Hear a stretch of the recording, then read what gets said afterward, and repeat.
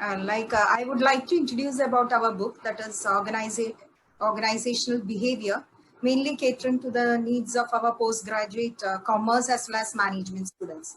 The book is mainly related to topics like basic concepts of organization. Then we have importance of values, attitudes, personality concepts, how motivation can help in achieving organizational objectives, then relevance of group behavior, then decision making, team building, job satisfaction, leadership and power. Similarly, we are also trying to cover the importance of organizational culture, the relevance of organizational change, how the management will face the change, and how they can bring the employees together by avoiding conflicts, then how culture will influence the behavior, all those topics. So we are trying to divide these topics into 6 modules, and we are providing both theory as well as case studies for the same. Similarly, we are also including these interviews with the corporate personnel so that we can also give practical session for our students. So this is the speciality of this book, that is we are including these talks with or interview with the corporate personnels into the book through the YouTube links. So we have 4 authors. One is Dr. Rajni and myself, then Dr. Ravi sir and Damodaran sir. So I think that is enough, sir. Yeah. Yeah. You covered everything. I'm very Actually, I have written everything. what was left out in the HR world. I don't know. From last week itself, they were asking me that I should speak about the book. So I thought I'll write about the book. Yeah. So essentially about individual behavior and group behavior, and we are going to talk to you on group behavior essentially. That is essentially from change, culture, and organizational climate. That's the area we'll deal with. Suresh, now perhaps you should tell something about you, your experience so far. Sure. Yeah, let me start from a professional career. I mean, I'm trained by education in the computer science field, but worked predominantly in banking by practice, right? So over 30 years of experience, cutting across, I think very interestingly, I would say, I lived on both sides of the world. It's buyer side as well as the seller side. On the banking side, I've also worked with large government bank, large private sector bank, large Islamic bank globally, and also very different core banking products and things like that on the other side. So a very interesting mix. I don't know, it's by design or by choice. I got an opportunity to sort of work in these different areas, understands the different group dynamics or whatever you guys call it, in terms of how a large public sector bank behaves, and when there is a transformation or a shift which they wanted to accelerate. And those are now sort of largely defines my sort of experience. So I break my journey, it's sort of a 10 years of formative period where I spent a lot of time in terms of doing everything possible, right? As a technologist, people used to wonder whether I'm a technologist or a banker, right? Because I wanted to learn as much as possible the domain, understand, then I can do well on the technology front. So some of the bankers have been my sort of gurus, I would say. I go any extent to learn that banking, because technology there is a different stream to learn, but banking is something which I have to learn because I don't practice, right? Because you don't issue a check, you don't do, but you have to learn. So I used to go through, sit in each counter and learned that what each one will do. I empathize with their issues, problems, challenges, the technology. I don't just dump something to them, so that I practice it. What I give it to them, right? So it's a sort of a, you eat before you serve it to somebody. That's a kind of a model I worked in my early stage. which has sort of helped me to understand different parts of the organization, different challenges they face, different individuals, because you see some of them very smart, they just pick up just like that. Some of them have to go through this. So the user behavior and understanding of the technology and the range and knowledge which they have, all of that has sort of shaped my journey in terms of how do you design good products, how do you build a good platform, how do you manage different type of people for different kind of situations. So that was in the early stage. I was very fortunate to be part of that formative year itself. These opportunities came, and again in the first 10 years itself, I got an opportunity to set up a bank from the scratch. So which is like very few people get that kind of an opportunity, where I was part of the the erstwhile Global Trust Bank. My employee number was 8, and one of the very select few employees who built the bank from scratch. Literally, everything a bank needs, whether to go and file an IPO, to go and do an RBI complaints, to you name it. I mean, nothing, just technology, just all over the place I learned. So that has sort of grounded me in terms of understanding individual areas, their problems, pain points, and things like that. That 10 years, I still value my experience so much. All of this is like a reflection of whatever I learned, and in the first 10 years. The second 10 years is predominantly I spent outside of India, where I led a large team in shaping the bank's future in terms of technology, using technology as a transformation or a vehicle to transform. And again, in 3 or 4 banks where I've done this, I'm a great believer in making that change, like 0 to 1 kind of a model, right? If you're building a product, how do you make the product 0 to 1, 1 to 10, 10 to 100? So I was in that journey, and again, luckily with large banks, worked with the great leaders. I mean, I was all the time reporting to the CEOs of the bank. So which gave me a perspective of what a leader is expecting and what kind of a transformation journey they are doing. How do I bring that strategy and then put that into action? And some of the new strategies, how do I contribute to the strategy? So a lot of these shaped the next 10 years of my journey. That has sort of again worked on a different culture, different regions, different set of people from different sort of walks of life, I would say. Some from European, some Latin American, Brazilians, Canadians. So different teams were with me. So you should be able to sort of understand what that cultural aspect mean to them, right? So while as a technology person you're so engrossed and embedded in your day-to-day life, but this open up some of those ideas of, hey, what do they think in these kind of situations like that? So that's I would say first 10 years in terms of learning and technology, the next 10 years in terms of understanding the human behavior, and how do you change culturally, shift all of that. The next 10 years is in terms of scaling the businesses and taking the business from leading a business and making a business change, right? Like more as a first 10 year is learning, second 10 year is an enabler, and then the next 10 year is sort of you be the leader in terms of making the change. So this is how I sort of structured my journey. So last 10 years has been fantastic. Like really, took some very, I would say, very strong bets, and looked at what my capability very differently from what I used to think of me as a person and things like that. So, and applied some of those learnings and knowledge to the team, and then made those changes. So short story, I mean, cut the long story short, 3 individual phases of life, 10 years, 10 years, 10 years, I would say this sort of shaped my journey.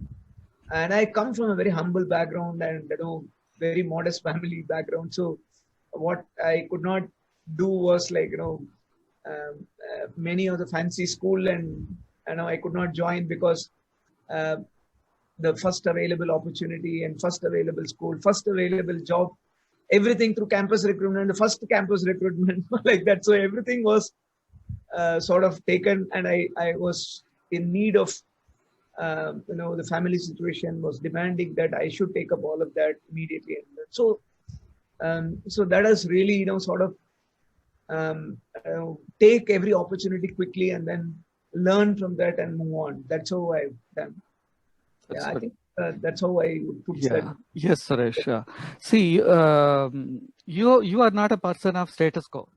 I think from the beginning, even I have spoken to people who dealt with you in Global Trust Bank. You are not a person who are maintenance manager. You changed everything, wherever you. Then, of course, I saw firsthand in FSS how you changed things upside down. So you are a change leader.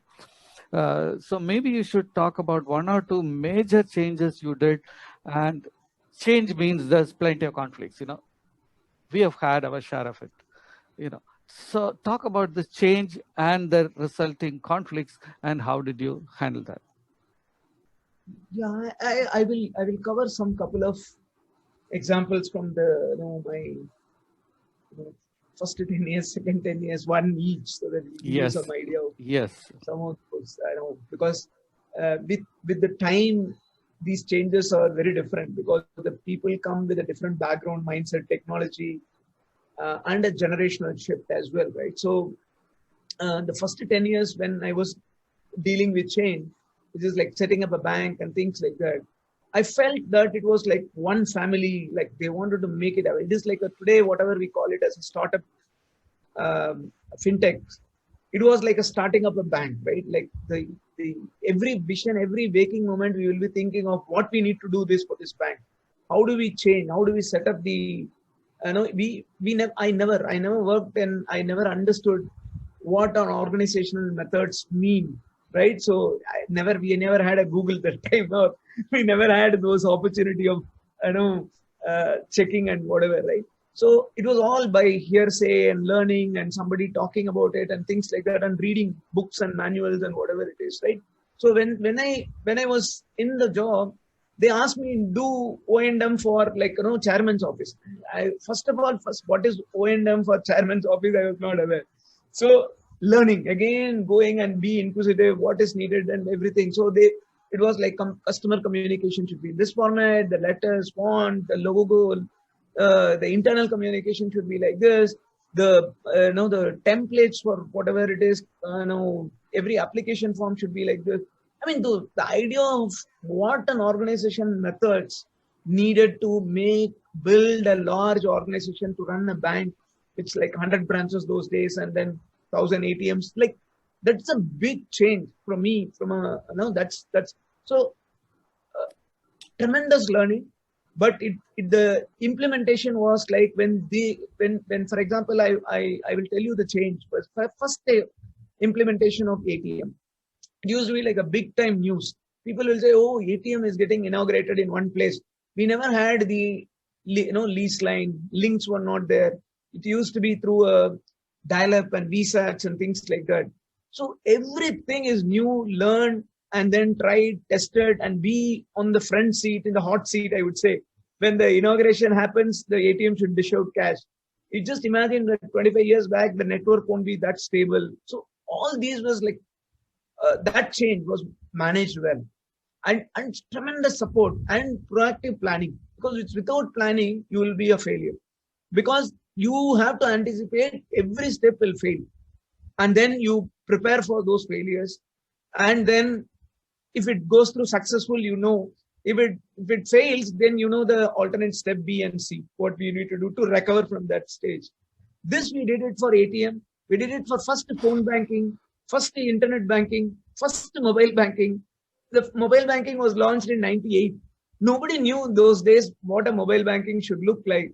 And we had only one instrument, which is the Nokia 73301, big mobile that will come. And we used to operate that. And the protocols were new. And then we did everything during those days because we want to be the pioneer, and we did that. So the change was like every area was changed. Every item was changed. Like the entire organization was adapting to this change. And it was like that one family, right? We all want to learn. We all want to be ahead. We all want to be the first one, like that. So the change was Did they adapt so willingly, or Yeah, that is what I was telling. It was like a startup culture, so everybody was in it together. So in that really? in Okay. that context, the change was not like, I didn't find that challenging.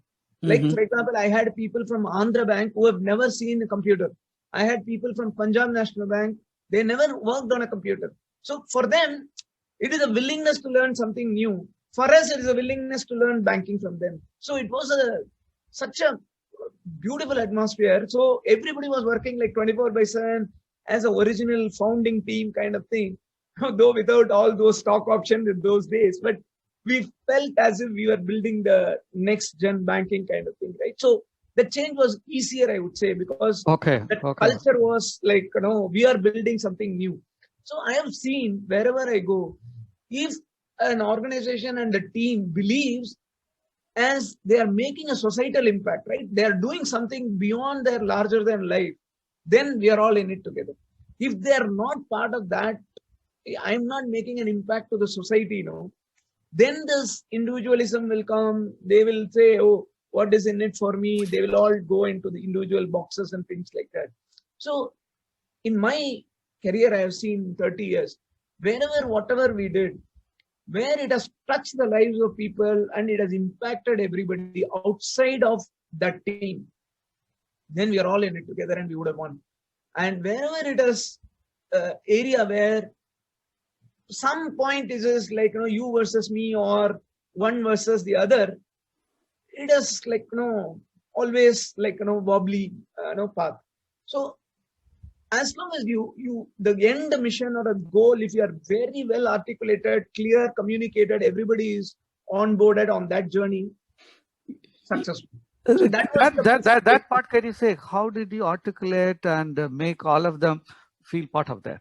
Yeah, which is a very important element. Like I mentioned, there was a sense of camaraderie. Like, people never believe that, like, I am one up against them or whatever, right? Always we believe that, hey, we are launching first internet banking.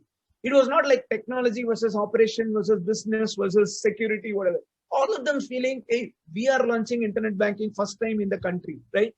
And Rangarajan, which is the, central bank, Reserve Bank of India governor, is going to come and inaugurate. Everybody works towards that common goal, right? Like they feel good about it, that this is going to make an impact to us. Everybody was party to that kind of a change, right? So, which is, it was very well articulated, and then those kind of messages definitely came from the top. But everybody had the sense of achievement, whatever you call it, right? Your Maslow's hierarchical needs, like self-actualization. We are doing something kind of thing. So it was like good feel good factor, which is the main change in those days, and we all sort of achieved that. The second 10-year journey, if you see, the change was predominantly driven because the organization was very legacy. They were running technology, but they were running on a legacy platform. There were people were incompetent. Some of them were good, but they were lacking a guide. And there are vendors who are taking advantage. So a lot of these challenges, which is predominantly available in that region, right? So some of the regions are not so tech savvy and things like that. So it was an opportunity to use technology as a lever to transform, right? So the belief was, one big change we want to bring in our organization is, like, people say, you bring the focus on the strategy and then everybody follows. So the strategy was to use technology as a lever, and then everybody was following the process. That has worked because what has happened was, if you have to write a full process, everything, right? Because you are very multicultural team. We had people from ANZ, Greenlace, somebody from Citibank, somebody from Standard Chartered, somebody from Lloyd's UK. Each one is thinking from, and they bring their own practices, right? They have their own best practices, which they have done it in different parts of the world. Somebody has worked in Paris, somebody worked in Singapore, somebody worked in Egypt. So what has happened is that the whole idea of it is all available with them, but there was no one glue which can connect all of them. That became technology, and I was leading the technology change. So it became so easy for me that it was, we were part of that same journey. Second, like I said, no, I never had that no, there is an opportunity to learn from everybody, right? Because for me, more 10 years I spent in India, I have learned from the Indian banking and all of that systems and process and technology. But when I now go to that place, there I can learn from what is happening in Lloyd's Bank UK, what is happening from Standard Chartered Bank globally, what is happening from Citibank globally. Now that knowledge is like motivated us to learn. For them, hey, this technology is bringing something which is new, which we have not had it in UK. We have not had it this in how we can become part of that success story. So that changed the second part of my 10 years, I would say. I think luckily, like I said, I was there in like you said, I don't maintain, not sit in one place. I always work towards making the transformation happen. And then I get bored after that, I move on. So in that journey, the 3 years is like for me, I have worked 6 years in that company. Like that, I used to spend that much time and learn that. So it's a good journey. And that's how the transformation went. And then the last one, when you are leading in the last 10 years of journey, it's very important that it is like at least in FSS, I used to think it's a more desi brand. How you can take a desi brand and then go global, right? When you are looking up to all the global brands and then they're all bragging and then they're not able to make an impact through the technology, the change has been slow. If you ask for a change in the software, it takes time. How do we do something which is flexible at an affordable cost, but we are a world leader kind of thing? So that's the transformation sort of motivation for this. So the team was geared to how do I take FSS as a global brand, right? Instead of sitting as a local Indian brand, which is known only to some banks in India, how do I take this to a global brand? So the aspiration was slightly different. So when I started, I remember it was $9 million. And when I left, it was $90 million. So in 6 years, we have grown 9 times that business. That's the, sort of a sense of achievement for the entire team. It's just not one person, right? So we brought the good leaders, we brought good team, we aligned a lot of changes in terms of the org structure, all of that. And we did, and then make that impact. So I think every phase, every journey, the 10 years, I would say, had certain new elements and nuances related to the change, which probably has helped. I don't know. I mean, please, interrupt me because I may be very no, that's wonderful. Yeah. See, only one question I want Ravi to sir, ask. Ravi sir, Ravi sir. Yes, ma'am. Please go ahead. Speaking out of turn, I'm very sorry, guys. No, please go ahead. Yes. But Suresh sir is so enthusiastically sharing his experiences, sir. So you mentioned about your brush with Islamic banking. I know the question is not from the list, and you have the option to say that the question is out of syllabus. Sorry, I have honestly not gone through the list. Ravi Then knows it's okay, the story background, so. And then it's okay, sir. You'll be very easy. You'll handle this question at a very ease. How was your experience with the Islamic banking system, sir? How was the shift in the organization culture, working culture? Very, very good question. I think it's a very pertinent because I will tell you it's a huge shift in the same. I had brushed with the Islamic banking in 2 places, right? First when I left from India and then went to Abu Dhabi, I had a first Gulf bank. It was a commercial bank. And then after some time, we did all that. And then they opened what we call as an Islamic banking window. Now the solution, software, everything was not Islamic because there was no core banking solution for Islamic banking those days, very sophisticated. So literally, there was an opportunity to learn Sharia laws. I will learn what is istithna, what is musharaka, what is mudaraba. I learned every aspect of the equivalent to these products. If a fixed deposit is like this, what is the equivalent to fixed deposit in Islamic banking?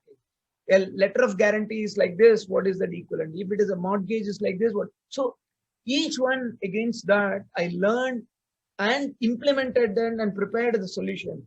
Even the core banking vendors were sitting with me and then they built the product. Now in this journey, what has happened is there are two sets of people, right? One which are very traditional Islamic banking, the practitioners, right? They are very, very, what do you say, genuine. Um, I would say that very orthodox Muslims who understands, they are very, they practice their religion very well, and they are so strict about the other side of banking, right? For them, you can see very clearly that window, even the window, they don't see that it is like, Islamic bank, because you say, you're still adulterating that Islamic culture like that. So that's the shift. So we were very sensitive, and then managing this flow. I will tell you one of the very important point, because the cultural sensitivity which will come in this. So I went as a young achiever. I want to do something like this core banking implementation, against a tight pressure, 5 months window, we have to implement all of that. This is my first assignment outside the country, right? So I don't know. I didn't understand the full nuances of a Ramadan period completely. I know in India what happens in Ramadan, but there literally, they don't even drink water, and it just, they practice like that, right? So in the office, they don't serve you coffee, tea, nothing. It's just not even a bottle of water comes to you. So it was like very difficult. And then I had people from all the other countries who are non-Muslims, but working on the project along with me. They are like literally, we can't go outside and eat, and we are like very difficult. So I was like caught between the two, and I did what I probably should not have done. I have arranged for snacks and whatever in a room, and we allowed people whoever wants to eat can eat like that, right? I just, because I had the power, because you are the CIO of the bank, and then nobody should say, no, I will not do it or whatever. They have done that for me. And it became such an issue. Later, I realized that when I was speaking to the CEO, one of the evenings, he was telling me, see whether you can avoid this. I mean, he was very politely put. It is not that I am affected or I am saying no, but you may probably, hurting few people's sentiments, right? This is such a very, very nicely put that across. And, nobody was saying anything to me directly, but he was like, subtly pass on that message to me. Then I became very culturally aware. Like, I know what needs to be done, how to respect. And, even for example, like, when we had, water of bottle which you are in your bag and you want to take, and you don't drink in front of them. So some of these basics, like, you become situational aware, and you become culturally sensitive and things like that. I think this is from an individual change to an organizational change. And during that time, for example, a very important question, people will say, they're so tired because they're like not eating, not even drinking, nothing. Literally, you will see them like, lose their energy, everything.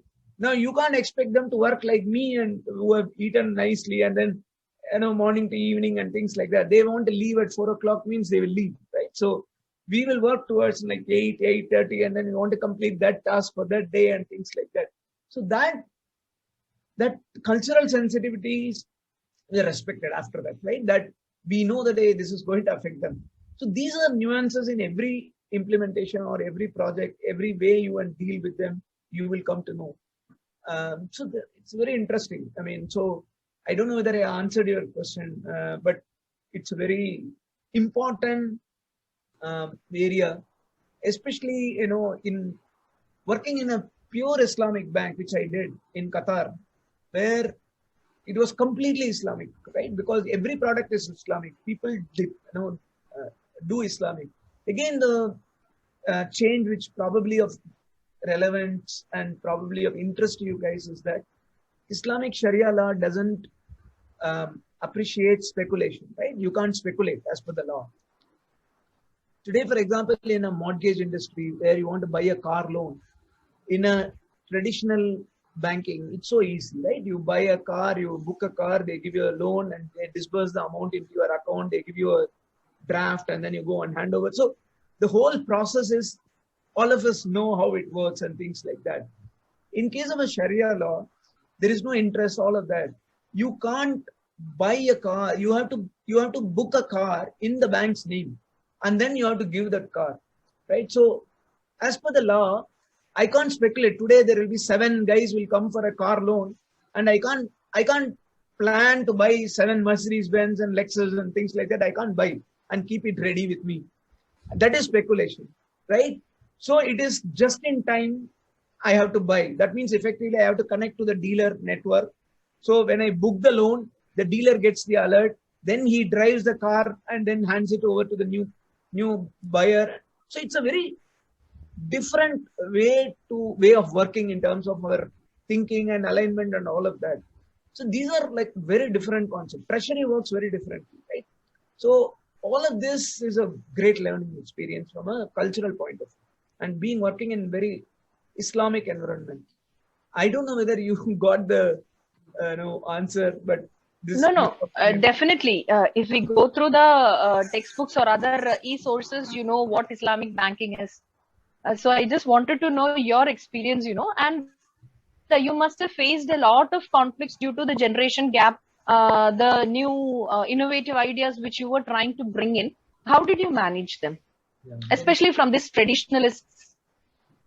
Yeah, I think it's that's why I said very important thing which has happened. Like I said, there is a sense of purpose. If it is there, then things will happen. Okay, I'll give you one example, right?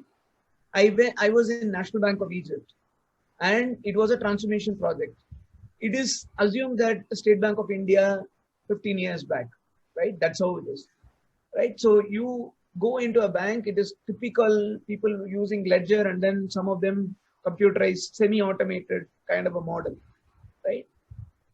So you are seeing that so much is automated and available, technology is available, but they are not using it. Like, you are like, oh, how do I get these guys move? How do I make them work on you? Like, it is like you are very anxious to make the change, right?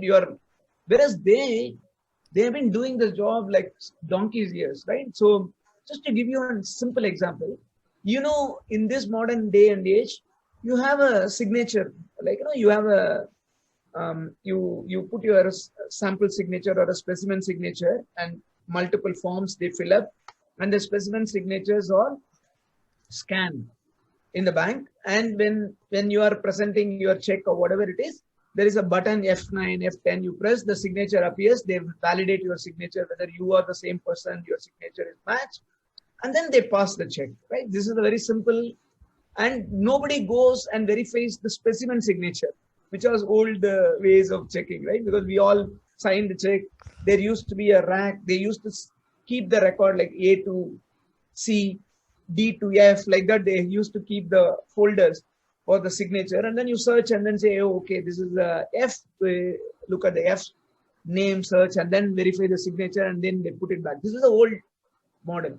Now in this bank, when I was to make a change, right? It is implemented. Signature scanning is implemented, available with them. And the banks are still following the original traditional way of doing things. So the person is available. All he has to do is he has to press the key. He can see the signature on the screen. But he is come from the old school. He will open the door. He will take the check.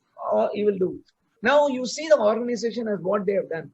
Now the branch has been redesigned because you are doing a transformation in a branch. The branch has been redesigned. The signature scanning related documents, right? Your loan books and all of that, they shifted to a different place upstairs.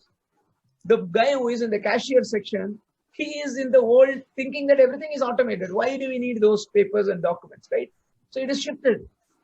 They are like not able to reconcile that fact. So every now and then they want to go up and verify the signature card and come. In spite of these signature being made available to them.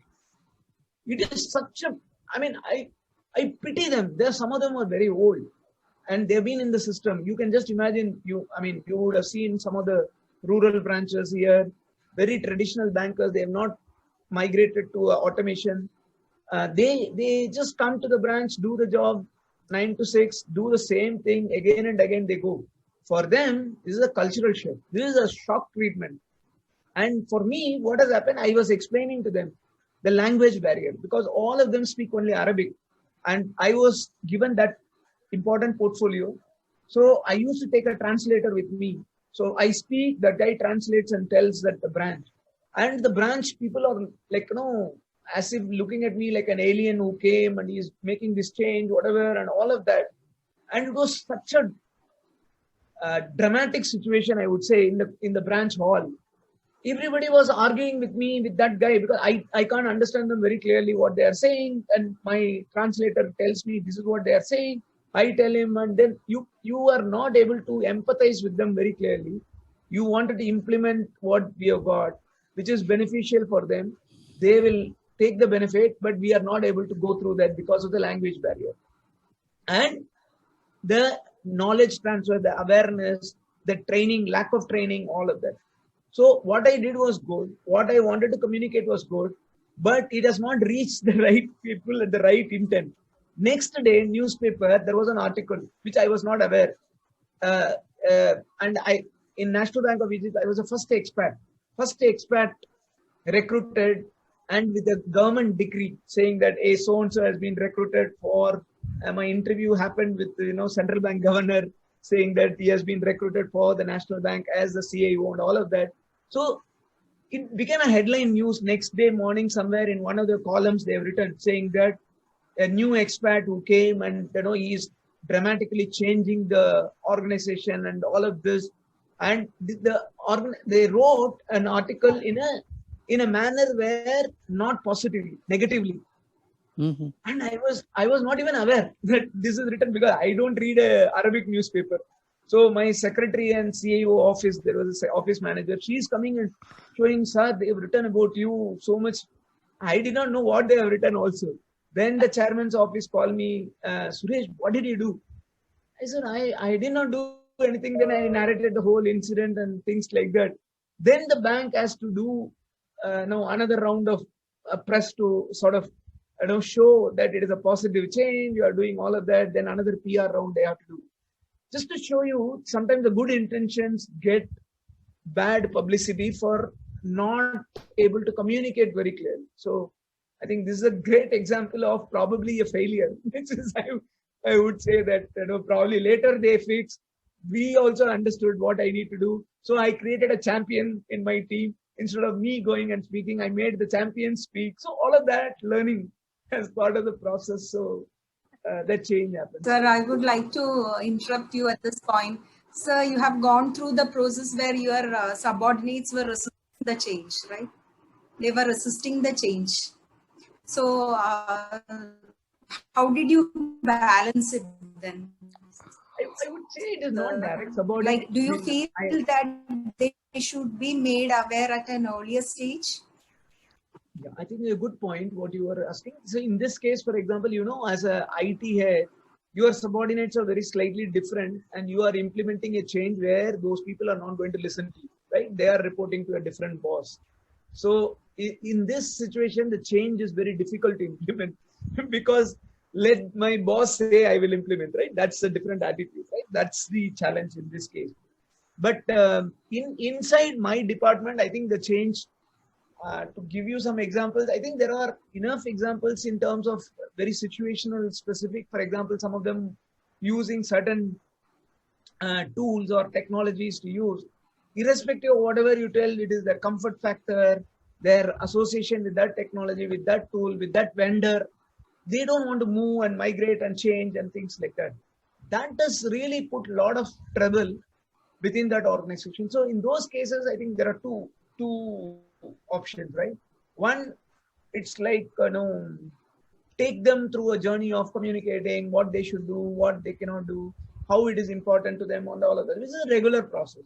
The another process is like you set an example and then just make a dramatic change, like change that person with somebody else straight. And the guy will like feel out of place. For 15 days, I will tell him, you don't do anything, no problem. He will do, that's it. He will not be given any other work for 15 days. He will be like fish out of water. I mean, he doesn't know what to do because every day he has come and he has done only that job, and 15 days he is no work. Those kind of situations I have put, and then the people said, oh, this I will do, sir, I will come and do. So the change happens sometimes like this. Some other change happens through a process, like what I explained, why this tool is better, show them the old tool, new tool, this can happen like that. So it depends on depending on the individual. Sometimes your theatrical effect you should give. Sometimes you do through the regular course. So.